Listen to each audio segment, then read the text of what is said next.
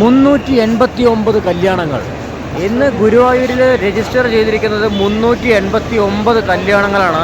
അതിലൊരു കല്യാണം കൂടാനാണ് നമ്മൾ വന്നത്. പക്ഷെ നോക്കിയാൽ എവിടെ നോക്കിയാലും കല്യാണ സാരികൾ മാത്രമേ ഉള്ളൂ. ചെക്കനും പെണ്ണിൻ്റെയും 5 കളി. എന്തല്ലേ, നോക്ക്, ദേ ഒരു ചെക്കൻ ഡാൻസ് കളിക്കണം അവിടെ ഇരുന്നത്, ദേ ഒരു പെണ്ണ്, ദേ ഒരു ചെക്കൻ. അതാണ് എവിടെ നോക്കിയാലും. ഇത് ആദ്യമായിട്ട് ഇതിനെ ശരിക്കും പറഞ്ഞാൽ കാണാൻ പറ്റി എന്ന് പറയുന്നത് വലിയൊരു രസമുള്ള കാര്യം കേട്ടോ. എവിടെ നോക്കിയാലും ചെക്കനും പെണ്ണുങ്ങളും മാത്രം കല്യാണം കഴിക്കാനായിട്ട്. 389 കല്യാണമേ ഒരു ദിവസമേ. ഞാൻ വിചാരിച്ചു ഭയങ്കര ബ്ലോക്കായിരിക്കും, പക്ഷേ അത്രയ്ക്കൊന്നും ഇല്ല.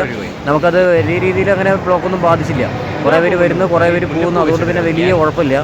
കണ്ടില്ലേ, ഈ മണ്ഡപത്തിനുള്ളിൽ കൂടി 25 പേർക്കൊക്കെ നമുക്ക് ഒറ്റയടിക്ക് പോകാൻ പറ്റും. അതേ ചെക്കന്മാർ, എത്ര ക്യാമറമാർ, എത്ര ചെക്കന്മാർ, എത്ര പെണ്ണുങ്ങളല്ലേ. അയ്യോ, ഇനി കുറേ പേരെ കാണിച്ചു തരാം.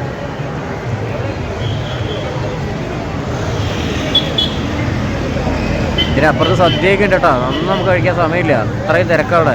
ഇവർ വിളിക്കുമ്പോൾ അപ്പം തന്നെ നമ്മൾ പോകണം. ഇങ്ങനെ 5 മണ്ഡപങ്ങൾ വെച്ചിട്ടുണ്ട്. 5 മണ്ഡപങ്ങൾ. അത് പ്രക്ഷോഭട്ട കല്യാണമാണ്, നമ്മുടെ സ്വന്തം പ്രക്ഷോഭട്ടൻ്റെ കല്യാണമാണ്.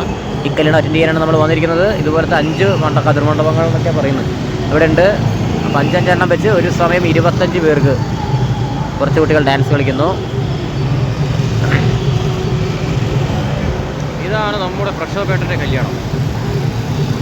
അതാ നിൽക്കുന്നു. അപ്പോൾ അവരത് കഴിഞ്ഞിട്ട് ഇപ്പോൾ അവർ കൂടി ഇറങ്ങി വരും. മൊത്തം 5 മണ്ഡപം ഉണ്ട്. അങ്ങനെ കല്യാണം കഴിഞ്ഞ് നമ്മുടെ പ്രക്ഷോഭട്ടനെ അശ്വതി ചേച്ചിൻ്റെ പുറത്ത് കൂടി വന്നുകൊണ്ടിരിക്കുകയാണ്, അല്ല ഉള്ളിൽ നിന്ന് വന്നുകൊണ്ടിരിക്കുകയാണ്. ഇതിലൂടെ എൻട്രി ഇല്ല കേട്ടോ, എക്സിറ്റ് മാത്രമേ ഉള്ളൂ. കേട്ടോ, വേഗം പോകാനാണ് പറയുന്നത്. ഇനി ആൾക്കാർ വരാനുണ്ടേ, പക്ഷേ ക്യാമറമാർ വിടുമോ, അവരോട് നിൽക്കാൻ പറയുന്നത്. ഇനി ശേഷം മണ്ഡപത്തിൽ